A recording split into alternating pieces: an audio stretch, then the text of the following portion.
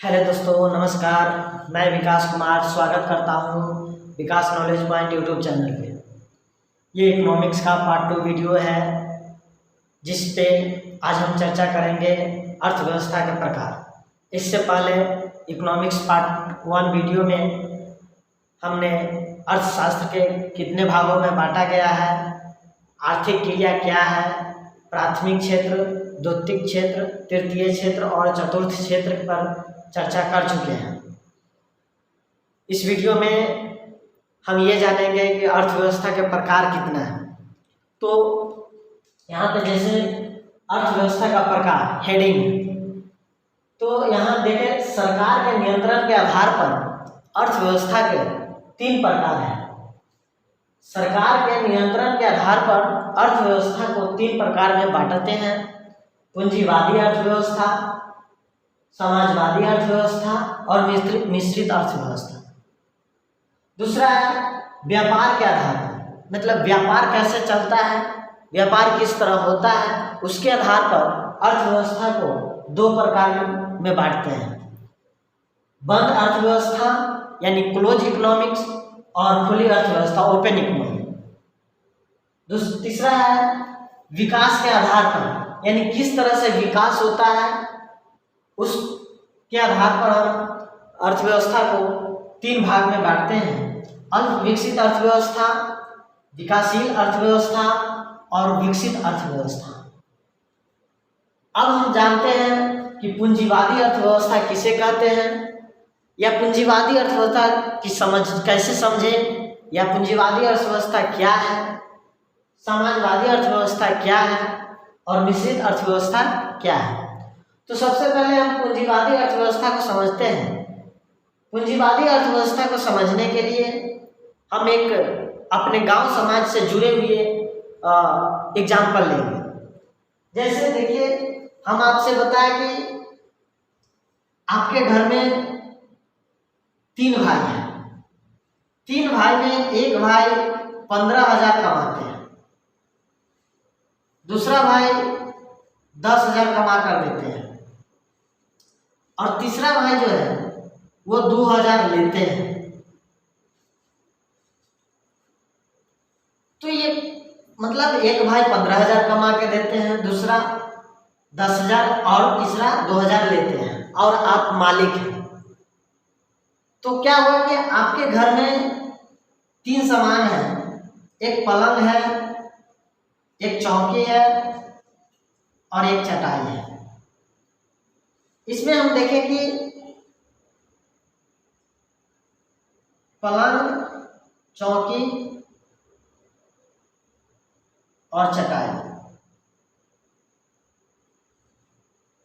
तो हम आपसे पूछें कि आप पलंग पर किनको सोने के लिए बोलिएगा और चौकी पर किनको, चटाई पर किनको। तो आप सोचिएगा कि पलंग पर हम इनको कहते हैं जो 15,000 देते हैं, 10,000 वाले को कहिएगा चौकी पर सोने के लिए, और 2,000 जो लेते हैं हर महीने उनको आप चटाई पे बोलिएगा सोने के लिए। ऐसा क्यों बोलिएगा? ऐसा आप पूंजी के आधार पर बोलिएगा। पूंजी के आधार पर अगर ऐसा बोलिएगा तो ये पूंजी के आधार पर आप ये यहाँ पलंग, चौकी और चटाई में डिवाइड किए तो ये पूंजीवादी अर्थव्यवस्था हो गया। अगर आप सोचते हैं कि नहीं, पलंग हम देंगे 2,000 जो हर महीने लेते हैं, तो ये 15,000 जो देते हैं कमा के, ये कहेंगे कि हमको अलग कर दीजिए, हम इतना देते हैं। ये 10,000 वाले कहेंगे हम इतना देते हैं, जो 2,000 लेता है उसको पलंग दे रहे हैं। तो आपका मलकाई खत्म हो जाएगा और आप 15,000 वाले को पलंग देते हैं, 10,000 वाले को चौकी और 2,000 वाले चटाई। तो आपका जो है कि आप ऐसा करते हैं तो ये पूंजीवादी अर्थव्यवस्था होगी। उसी तरह सरकार के पास भी होता है। कोई व्यक्ति है जो इनकम टैक्स देते हैं, रोड टैक्स देते हैं, जीएसटी देते हैं, कुछ सिर्फ इनकम टैक्स देते हैं या जीएसटी देते हैं और कुछ नहीं देते। उनके पास कुछ है नहीं है, वो बोलते हैं हमारे पास कुछ नहीं है, नहीं दीजिएगा तो हम मर जाएंगे। तो उसमें क्या करते हैं कि तो वहाँ पे है कि जो मतलब income tax, road tax, GST ये सब देते हैं, तो उनको कहीं ले जाना है, कहीं दूसरे जगह ले जाना है, तो ये क्या करेंगे कि ट्रेन में मतलब इनके लिए जो हो गया, इनके लिए हो जाएगा एसी वाला बोगी होगा, स्लीपर होगा, उस पर गद्दा लगा होगा, सोने की व्यवस्था होगा। और इनके लिए होगा 10,000 वाले के लिए, तो इनके लिए सिर्फ क्या होगा, तो मतलब मान लीजिए सिर्फ स्लीपर दिए, उसमें एसी नहीं है, पंखा नहीं है, और इनके लिए खड़े होकर जनरल बोगी हो गया, जनरल में जाइए। और ये कभी कभी देख लिए कि कभी किसी स्टेशन पर उतर कर देखें कि यहाँ पे इसमें तो मतलब स्पेशल बोगी में, एसी बोगी में, तो एसी में है, आराम से पैर निकाल के सोया हुआ है। तो ये क्या समझेंगे कि अब की बार दिल्ली जाएंगे तो हम मतलब कि ज़्यादा से ज़्यादा इनकम करेंगे, ज़्यादा पैसा कमाएंगे। तो पूंजीवादी अर्थव्यवस्था में पूंजी यानी पैसा कमाने की होड़ लगी रहती है। अब देखिए, अब हम समझते हैं समाजवादी अर्थव्यवस्था। समाजवादी अर्थव्यवस्था में सरकार का ये कहना होता है कि सरकार या राजा को ईश्वर की तरह होना चाहिए। ईश्वर की तरह कैसे होना चाहिए कि जैसे ईश्वर ने हवा बनाया, पानी दिए, तो ये सब गरीब भी यूज कर सकता है, धनी भी यूज कर सकता है, मालिक भी कर सकता है, नौकर भी कर सकता है। ऐसा नहीं है कि ये बोलेंगे मालिक थोड़ा ऑक्सीजन दीजिए, हमको अभी ऑक्सीजन लेना है या पानी लेना है। आप मालिक भी ऑक्सीजन ले सकता है और जो गरीब है नहीं काम करता वो भी ले सकता है। तो समाजवादी अर्थव्यवस्था में सरकार क्या करते हैं कि जो ज़्यादा कमा रहा है उससे ले लिए उनको और जो कम कमा रहा है उसको मतलब ज़्यादा कमाने वाले से ले लिए, और ज़्यादा कहीं से कमा लिया तो कहाँ से कमाया, तो ये जांच, इनकम, ये ईडी जांच, कुछ जांच करके इनसे ये पैसा ले लेते हैं। और इनके पास कुछ नहीं है तो ये इनको क्या देते हैं, प्रधानमंत्री आवास योजना दे देते हैं, जो नहीं काम वाम कर रहे हैं, नहीं कमा रहे हैं, लाल कार्ड दे देते हैं, पीला कार्ड दे देते हैं। तो ये हो गया समाजवादी अर्थव्यवस्था, जिसमें सबको बराबर रखना चाहते हैं। समाजवादी अर्थव्यवस्था में देखें तो रूस आ जाता है देश, चीन आ जाता है, और पूंजीवादी अर्थव्यवस्था में अमेरिका, इंग्लैंड ये सब आ जाता है। अब आते हैं मिश्रित अर्थव्यवस्था। तो मिश्रित अर्थव्यवस्था भारत में, मिश्रित अर्थव्यवस्था मतलब पूंजीवादी और समाजवादी दोनों मिश्रित अर्थव्यवस्था है। तो ये मिश्रित अर्थव्यवस्था है भारत में, तो वो कैसे है मिश्रित अर्थव्यवस्था हुआ कैसे? जैसे छोटे एग्जाम में पूछेगा, रेलवे ग्रुप डी ये सब एग्जाम में पूछेगा, इंटर लेवल पे के एग्जाम में पूछेगा कि भारत में कौन सी अर्थव्यवस्था है, पूंजीवादी, समाजवादी या मिश्रित, तो आप जल्दी लगा दीजिएगा मिश्रित अर्थव्यवस्था। लेकिन हाई लेवल के एग्जाम में पूछता है कि भारत में मिश्रित अर्थव्यवस्था अपनाने का क्या कारण है।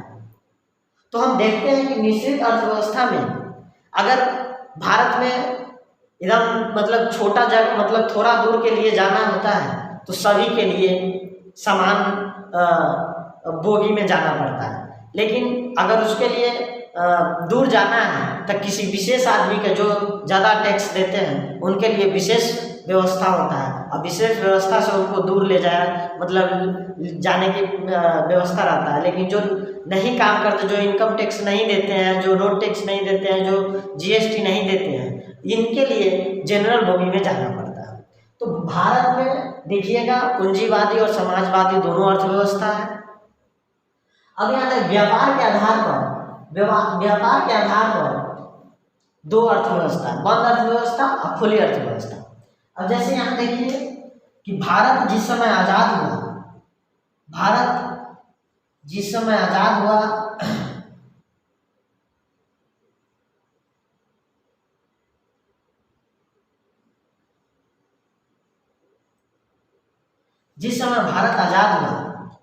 उस समय भारत की अर्थव्यवस्था बंद अर्थव्यवस्था थी।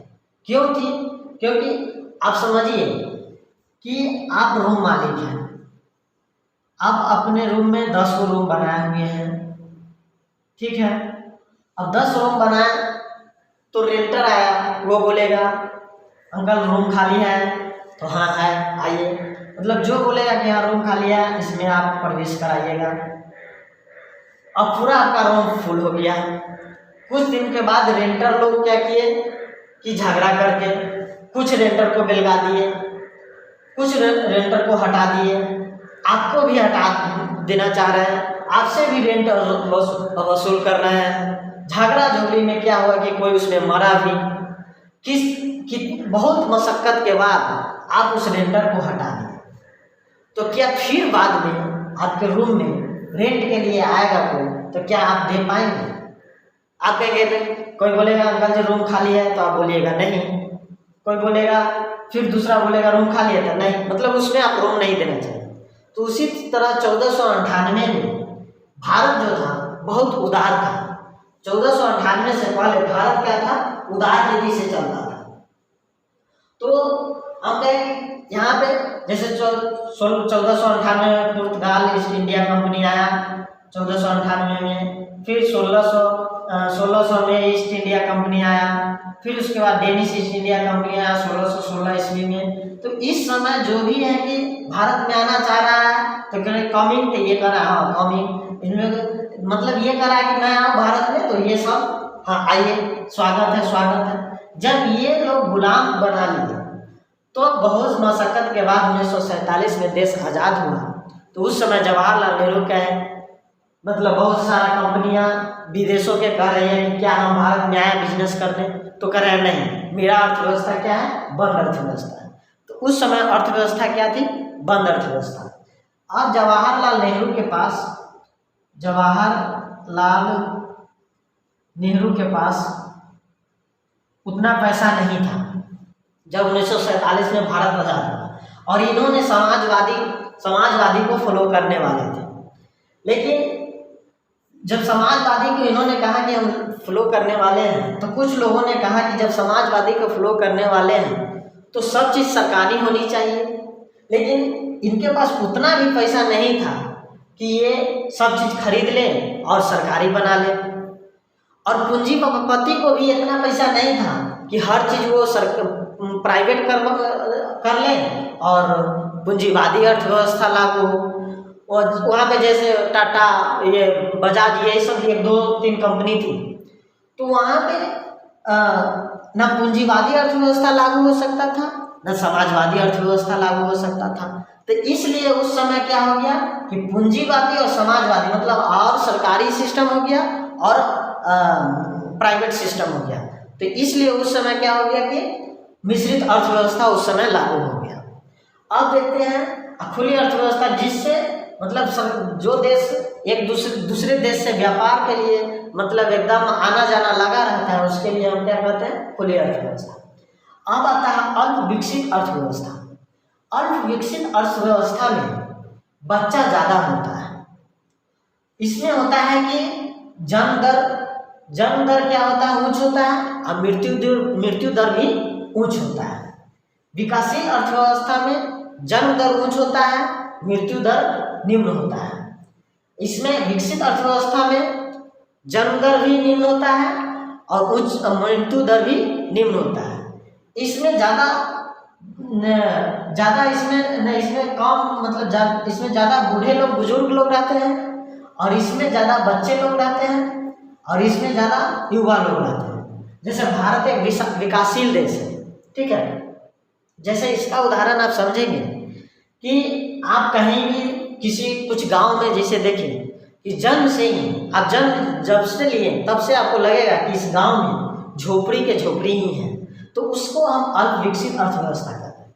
लेकिन कुछ गांव में देखिएगा कि विकासशील अर्थव्यवस्था के रूप में आता है कि किसी का मकान बन रहा है, मतलब उसमें रोड बन रहा है, हमेशा ट्रैक्टर का आना जाना लगा हुआ है, किसी का यहाँ गिट्टी आ रहा है, किसी के यहाँ बालू, किसी के यहाँ घर बन रहा है, किसी कोई फैक्ट्री बना रहा है। तो ये सब क्या हो गया?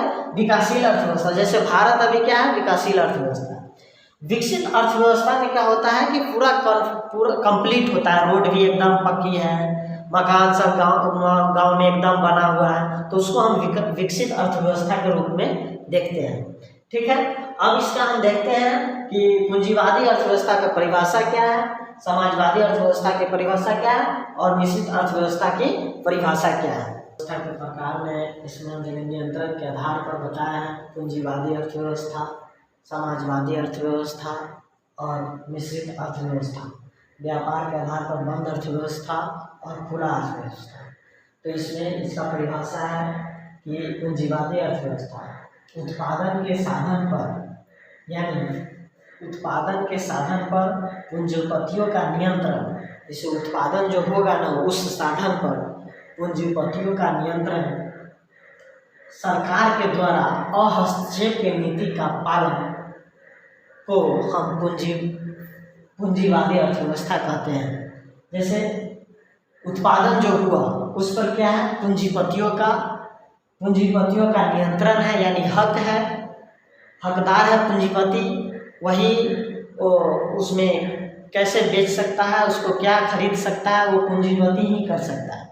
सरकार के द्वारा अहस्तक्षेप की नीति का पालन, मतलब सरकार उसमें हस्तक्षेप नहीं कर सकता है, उसे हम पूंजीवादी अर्थव्यवस्था कहते हैं। पूंजीवादी अर्थव्यवस्था के अंदर इंग्लैंड, फ्रांस, अमेरिका, जापान ये सब देश आते हैं। दूसरा है समाजवादी अर्थव्यवस्था। समाजवादी अर्थव्यवस्था में देखें तो उत्पादन के साधन पर सरकार का नियंत्रण, जैसे समाजवादी अर्थव्यवस्था में जो भी उत्पादन होता है उस पर किसका नियंत्रण है, तो सरकार का नियंत्रण है। राजा के द्वारा हस्तक्षेप की नीति, यानी सरकार जो है उसके द्वारा हस्तक्षेप उसमें होता है कि जैसे आप समाजवादी अर्थव्यवस्था में कोई ज़्यादा धन कमा रहा है, ज़्यादा धन अर्जित कर रहा है, तो उससे पूछेगा कि कहाँ से अर्जित किया, क्यों किया, उस पर तरह तरह के जांच बैठा देगा, तो वह समाजवादी अर्थव्यवस्था हो जाएगा। समाजवादी अर्थव्यवस्था में रूस, चीन इत्यादि मतलब देश आते हैं, रूस, चीन ये सब और भी देश आते हैं। अब आता है मिश्रित अर्थव्यवस्था। मिश्रित अर्थव्यवस्था में पूंजीवादी और समाजवादी दोनों अर्थव्यवस्था शामिल होते हैं, उसे पूंजीवादी अर्थव्यवस्था कहते हैं। जैसे में आ जाता है भारत, जैसे में क्या आ जाता है, भारत, पाकिस्तान, ये सब क्या है, मिश्रितवादी अर्थव्यवस्था है। इसमें पूंजीवादी वर्ग का भी मतलब कि चल आदि दबदबा है और सरकारी का भी दबदबा है, मतलब कुछ सरकारी है कुछ प्राइवेट है। व्यापार के आधार पर बंद अर्थव्यवस्था, दूसरे देश से व्यापारिक संबंध नहीं होता है, मतलब जिस देश का दूसरे देश से व्यापारिक संबंध नहीं है उसे बंद अर्थव्यवस्था यानी क्लोज इकोनॉमिक्स कहते हैं। इसमें होता है कि एक्सपोर्ट और इंपोर्ट बराबर 0 होता है, तो वो बंद अर्थव्यवस्था होता है। दूसरा है खुली अर्थव्यवस्था, ओपन इकोनॉमिक। दूसरे देश से व्यापारिक संबंध होता है तो उसे हम क्या कहते हैं, खुली इकोनॉमिक्स कहते हैं, मतलब खुला हुआ यानी ओपन इकोनॉमिक्स, जो दूसरे देश से व्यापारिक संबंध होते रहता है, तो उसे हम क्या कहते हैं, खुली अर्थव्यवस्था। आज इस वीडियो में हमने अर्थव्यवस्था के प्रकार को समझाने की कोशिश की है। आप लोगों को मैं विश्वास करता हूँ कि आप लोगों को ये वीडियो अच्छा लगा होगा, आपको यह अर्थव्यवस्था के प्रकार बहुत बढ़िया से समझ में आएगा। और इस वीडियो को लाइक, शेयर और सब्सक्राइब करें, और आगे की क्लास में हम इससे आगे अर्थव्यवस्था के बारे में अर्थव्यवस्था पर हम चर्चा करेंगे। जय हिंद।